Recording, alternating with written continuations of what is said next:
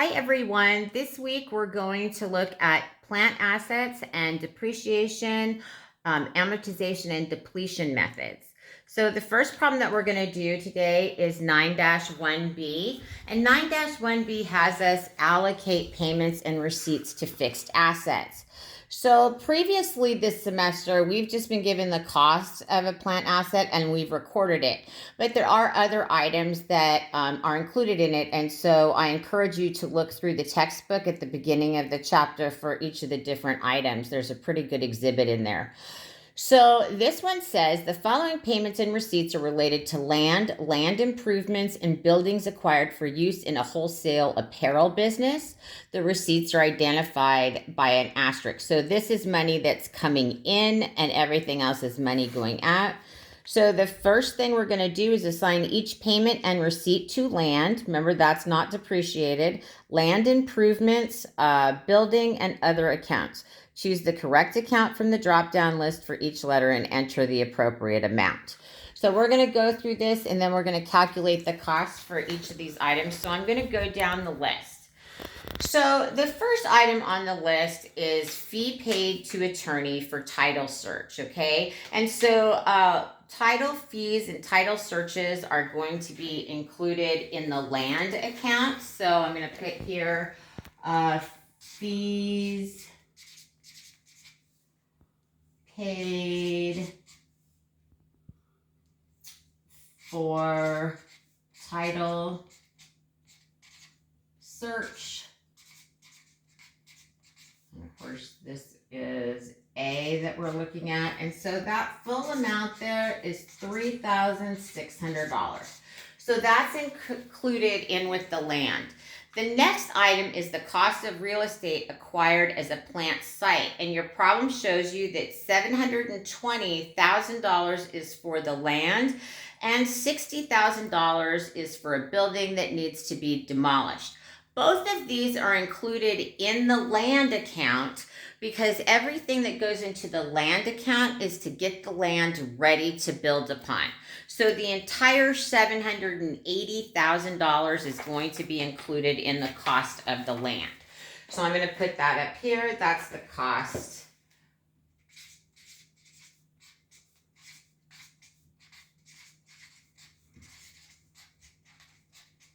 of real estate as a plant site. I hope I gave myself enough room. So that's the entire $780,000. I did put the B here. So remember that's $720,000 for the land itself and $60,000 for the building that's going to be demolished. The third thing that we're looking at is the finder's fee paid to the real estate agency, and that's $23,400. That's also going to go into our land account. So I'm going to put finder's fee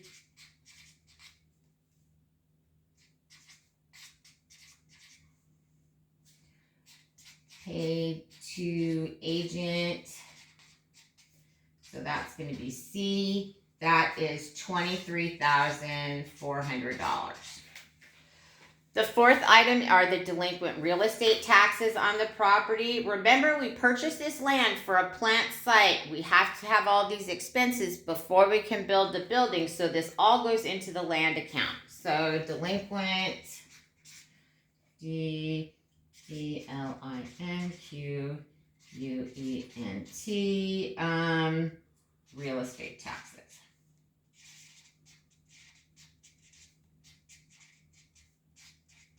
That's D, and that amount is $15,000. The architect's fees and the engineer's plans for the new building. So that's the first one that we're going to have that's going to go directly towards the building. So for E, we've got the architect. I'm just going to say architect fees for plans. That amount is $75,000, and that is E. So I'll try to write good enough for you. All right, F is an interesting one. That's the cost of removing the building purchased with the land in B. So the cost to remove the building, that is actually helping us get the land prepared to use. So that's going to go to land. So this is going to be cost to remove building. And this is F. So that whole $10,000 is going to go here. So that's the cost to remove the building. Additionally, the next one is we have proceeds of salvage materials from the old building. So that's money that's coming in. So we get to subtract that from the land account. So proceeds from sale. I'm going to say from salvage. Proceed from salvage. That is G, and that amount I'm going to put here as a negative amount because that's going to reduce the total amount that goes in that land account. Next one we have is filling and grading land. That's a cost to make the land ready to use. So cost to fill and grade, and that's just making the land ready for us to build on. So that's H, that's $18,000. And then next one is a premium on one-year insurance policy for construction. That's going to go for the building.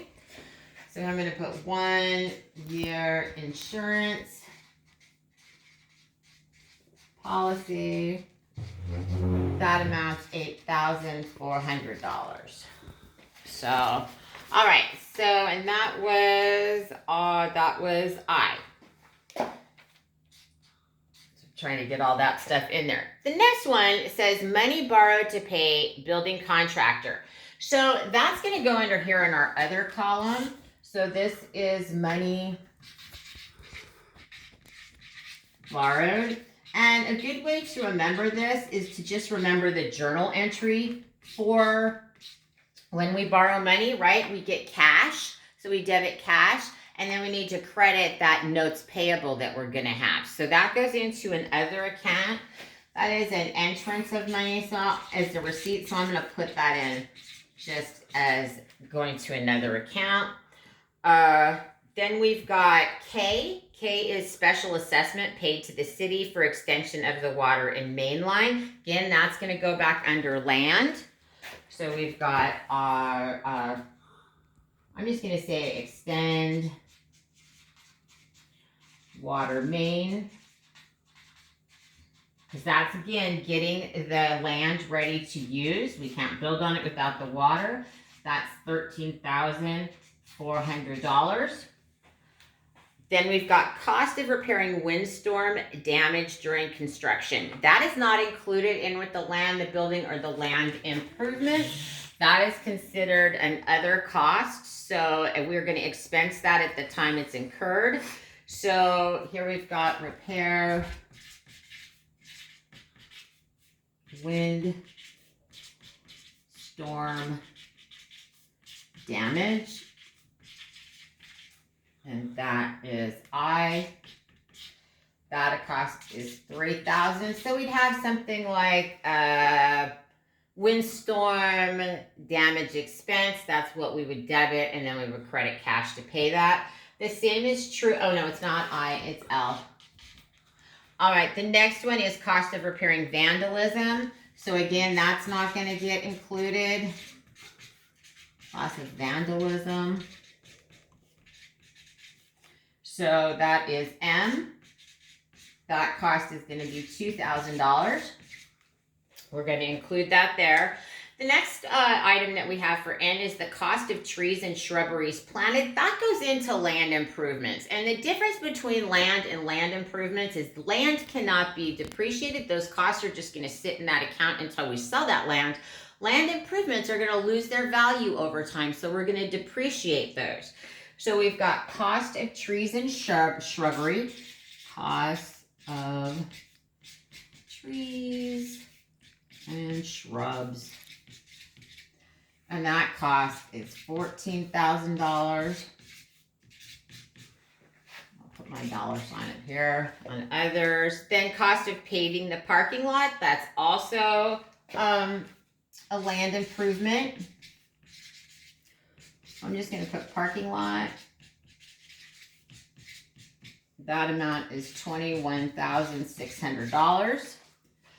We're getting there. We're close. The next one is interest incurred on the building loan during construction. That is going to go into the building account.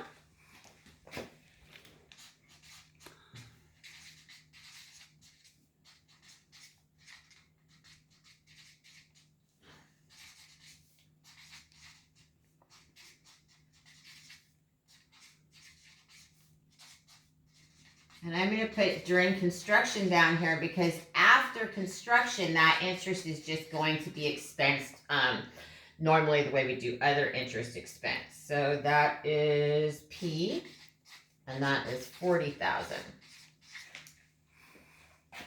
All right, proceeds from the insurance company from the windstorm and the damage. So that's money that's coming in. So this is insurance proceeds.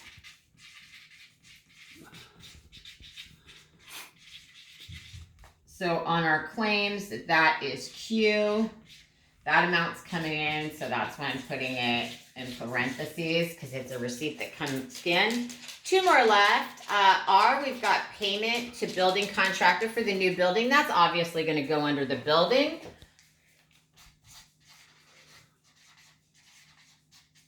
So I'm going to put bill to contractor. That is R. And that's the $800,000. It's going to go in there. And then our final one is refund of premium on insurance that's canceled after 10 months. So that just means we were able to build the building in 10 months instead of 12. So we got refunded $1,200 of the insurance policy up there. So that's also going to go under building. So it's going to be a refund. So that's money coming in.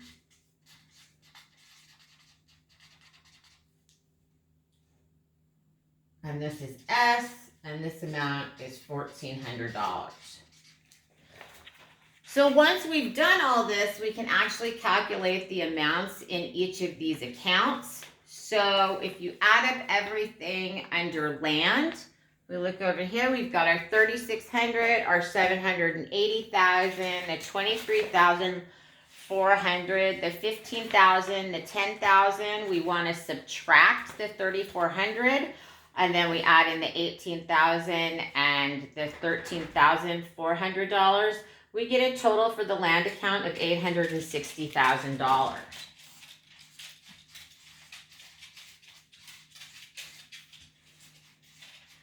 So you could then make one journal entry where you would debit land for $860,000, and let's say we paid cash for everything. Right? So you could just put that there like that. If we total up all of our land improvements, the total less the refund of the premium, on the building, our building comes to $922,000.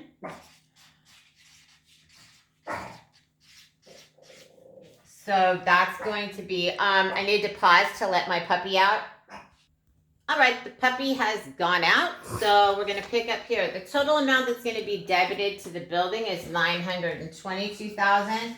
So let's say that we paid cash for everything. We would have building, we debit for $922,000, and let's say we paid cash for $922,000. Of course, we know we paid for part of that with the note. So we've got that. Under land improvements, the total comes to $35,600. This would be debited to land improvement. Oops, $35,600, and cash for $35,600. And then we've got this variety of items here. So we've got the money borrowed, that would go into cash, this would go into an expense account, and then this would reduce that expense account. So that would be 4 separate journal entries. So remember, land improvements are depreciable because they lose their ability to provide services over time. Land does not. So land is not depreciable. So we don't appreciate. No depreciation.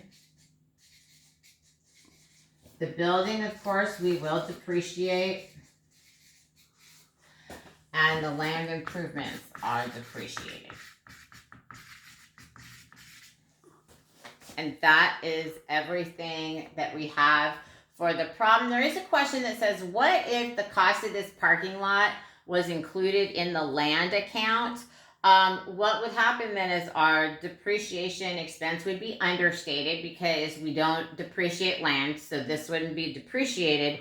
Our land would be overstated and net income would be overstated. So this is one of those items that auditors look at because they don't want companies to take expenses like these expenses that reduce net income immediately and store them into these asset accounts. And they also don't want people to inflate the cost of certain assets. And that's problem 9-1B.